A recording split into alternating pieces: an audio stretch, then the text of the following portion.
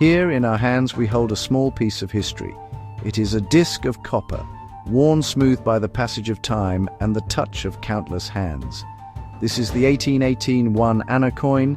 It is not merely money, it is a relic, a testament to a time when one small island nation, Great Britain, held sway over vast and distant lands. Its story begins not in a grand palace, but in the bustling mints of an empire expanding its reach. This coin's journey will take us across oceans, from the industrial heart of England to the vibrant markets of India, revealing a fascinating chapter in the shared history of two very different cultures. It is a story of power, trade, and the everyday lives of people long ago. The year 1818 was a moment of profound change. In the United Kingdom, the Industrial Revolution was gathering pace. Factories hummed with newfound energy and cities were growing at an unprecedented rate. Britain was becoming a global superpower, its influence spreading across the map. Far away, on the Indian subcontinent, the British East India Company was consolidating its power. It was no longer just a trading company, it was a dominant political and military force governing vast territories and millions of people. This expansion created a complex and urgent need, a standardized currency that could facilitate trade and administration across its burgeoning Indian possessions. The company needed money that was unmistakably British. Before this time, the currency landscape in India was a complex mosaic.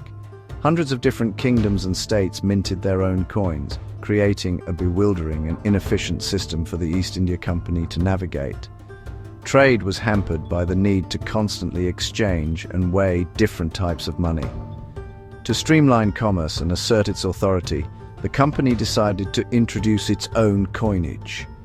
The 1818 1 anna was part of this grand project. It was designed to be a reliable and recognizable unit of currency, one that would be accepted from the dusty plains of the north to the tropical coasts of the south, binding the region together under a single economic system. This decision was not just a matter of practicality, it was a powerful symbol of control. By introducing its own currency, the East India Company was making a clear statement. It was stamping its identity onto the very fabric of daily life in India. Every time a person used one of these coins to buy bread, pay a worker, or trade goods, they were participating in a system orchestrated from London. The 1818 1 anna coin was therefore much more than a simple tool for exchange. It was an instrument of empire, a tangible piece of British authority circulating in the pockets and purses of an entire subcontinent, a quiet but constant reminder of who was in charge. Let us look closer at this remarkable object. The 1818 1 anna coin was struck from copper, a durable and readily available metal. It was a substantial coin with a weight and size that felt reassuring in the hand. Its value was set within the Indian currency system of the time. 16 annas made up 1 rupee. This particular coin, the 1 anna, was a workhorse of the economy. It was the perfect denomination for small, everyday transactions. It could buy a measure of rice, a handful of spices, or pay for a short journey.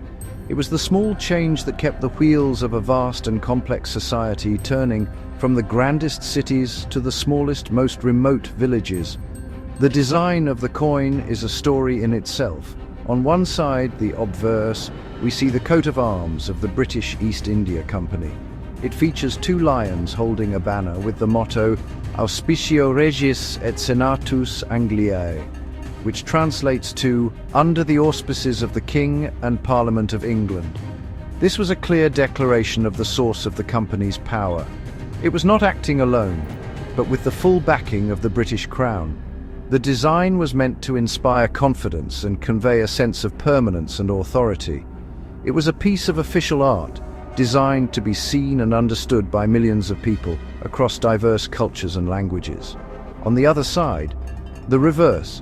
The coin's value is stated in multiple languages. We often find the value written in English, 1 anna, and also in local scripts such as Persian or Nagari.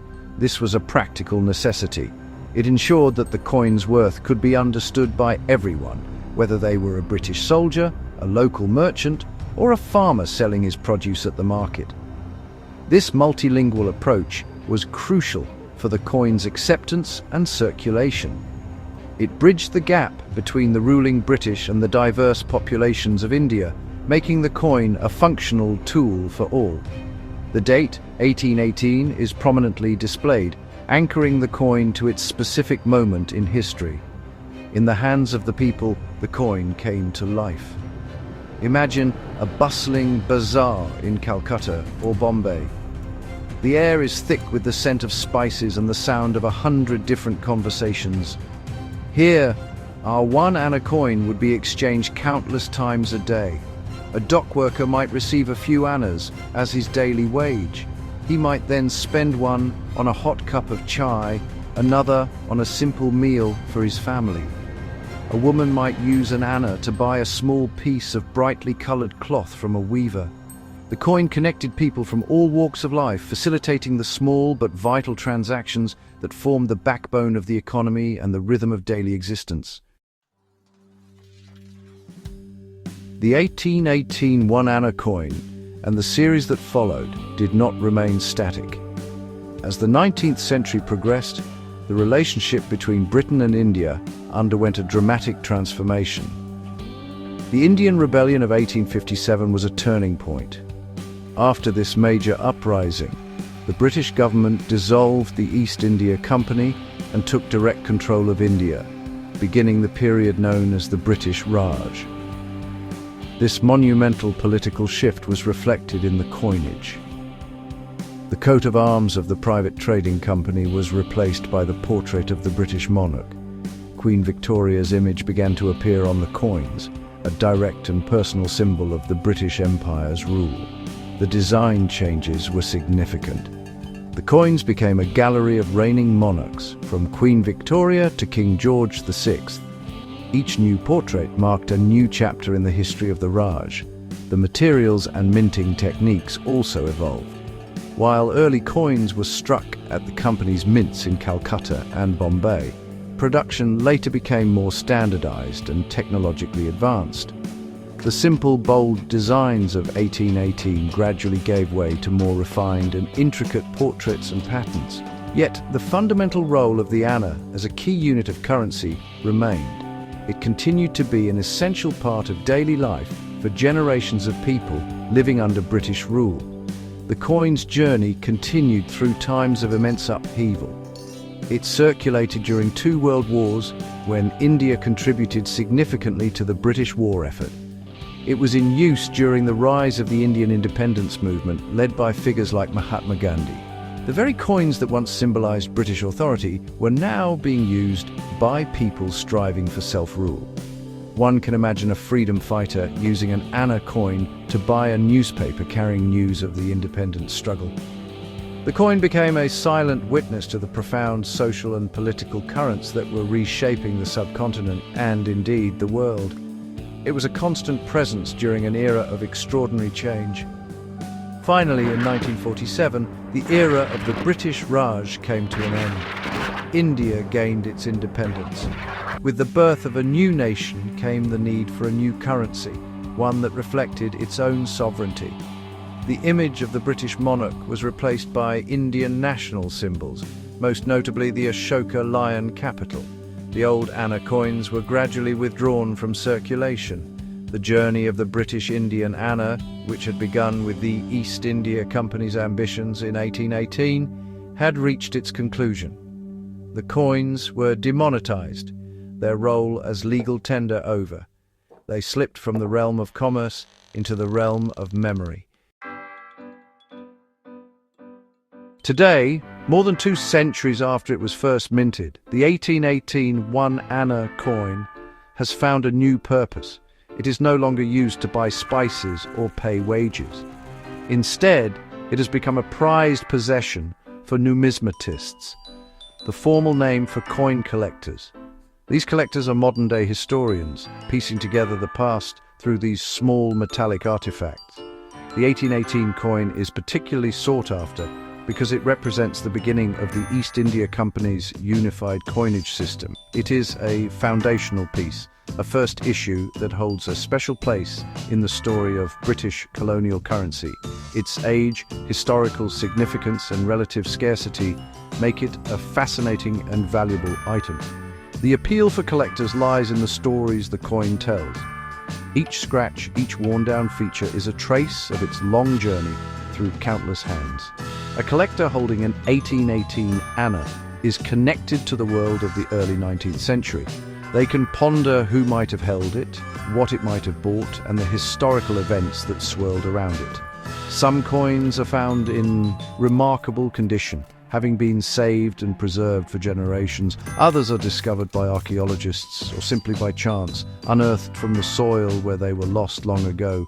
Each discovery adds another small piece to the grand puzzle of history, a tangible link to a bygone era. There are many tales associated with these coins. Stories abound of rare varieties, minting errors, or special presentation pieces that are now worth a great deal of money. For instance, a coin with a slight error in its design or lettering can become exceptionally valuable to a specialist collector. These small imperfections make them unique and provide insight into the minting processes of the time. The hunt for these rare varieties adds an element of treasure hunting to the hobby. It transforms the act of collecting from a simple accumulation of objects into a scholarly and exciting pursuit, full of discovery and the thrill of the find. In conclusion, the journey of the 1818 1 Anna coin is a microcosm of a larger historical epic. It began as an instrument of a powerful trading company, evolved into a symbol of imperial rule, and ultimately became a relic of a past empire. It bore witness to the complexities of colonial life, the dawn of a new political era, and the birth of a nation. Today, it rests in the quiet of a collection, but its story is far from over. For those who take the time to look and to listen, this humble copper coin still speaks. It tells a powerful tale of empire, commerce, and the enduring human connection to the objects that pass through our lives.